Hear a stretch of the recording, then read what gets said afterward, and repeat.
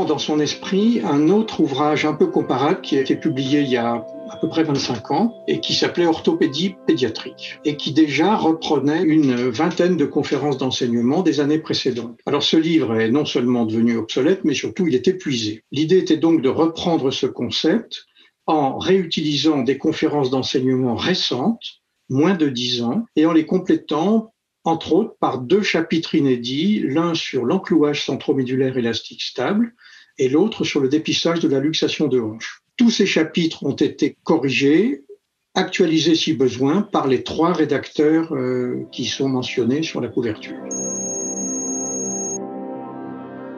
Il est constitué de 24 chapitres qui sont répartis en une moitié de 12 chapitres sur la traumatologie, qui est un sujet très important en pratique. 12 chapitres donc qui balayent le champ complet des urgences, fractures, luxations chez l'enfant. Et puis 8 chapitres sont consacrés à l'orthopédie, essentiellement des conférences de base sur les grands chapitres fondamentaux de l'orthopédie pédiatrique.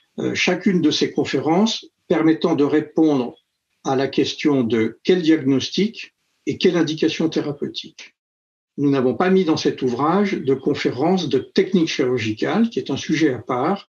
C'est un livre de clinique essentiellement. Et puis enfin, la 3e partie de 4 conférences qu'on a intitulées Généralité. Ce sont confection des plâtres chez l'enfant, sujet très important, principe d'ostéosynthèse chez l'enfant, très différente de celle de l'adulte, enclouage centromédulaire élastique stable, l'ECMES, dont je parlais, et qui justement est un chapitre inédit de grande qualité.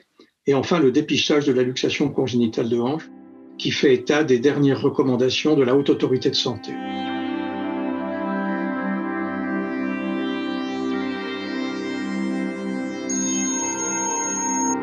Il a une double cible. C'est de l'orthopédie pédiatrique. Donc, bien sûr, il sera utile aux chirurgiens orthopédistes en formation qui se destinent à l'exercice de l'orthopédie pédiatrique, mais aussi, et je serais tenté de dire, et surtout, aux orthopédistes d'adultes, car ils sont très largement confrontés à la pathologie de l'enfant, d'une part pendant leur cursus de formation où il y a un module pédiatrique obligatoire, mais aussi lorsqu'ils seront en exercice futur, en clinique ou à l'hôpital, parce qu'ils seront amenés, d'une part, à traiter des enfants dans le cadre de la garde et des urgences, mais aussi, s'ils ont une activité d'orthopédie générale, à donner des avis en consultation, voire même, dans quelques cas, à opérer des situations pas hyper spécialisées. C'est de présenter en un ouvrage de synthèse de 370 pages l'ensemble des plus importantes questions d'orthopédie traumatologie de l'enfant, en un format pratique, avec une grande homogénéité des conférences, parce qu'elles ont été relookées pour faire un tout cohérent. C'est une référence portant le label de la Société d'orthopédie et aussi de la Société d'orthopédie pédiatrique, la SOFOP. Donc c'est actuellement sûrement l'ouvrage qu'il faut recommander aux orthopédistes en formation ou en pratique débutante comme étant le substratum de l'orthopédie pédiatrique.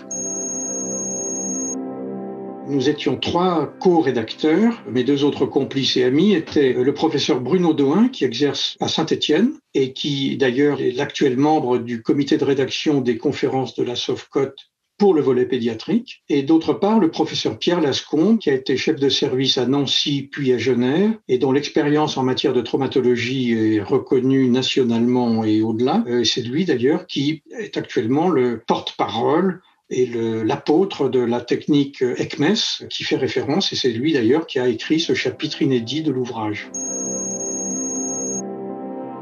Une synthèse de référence qui devrait aider, j'espère, tous les orthopédistes confrontés à une question en urgence ou à froid d'enfants venant à leur consultation.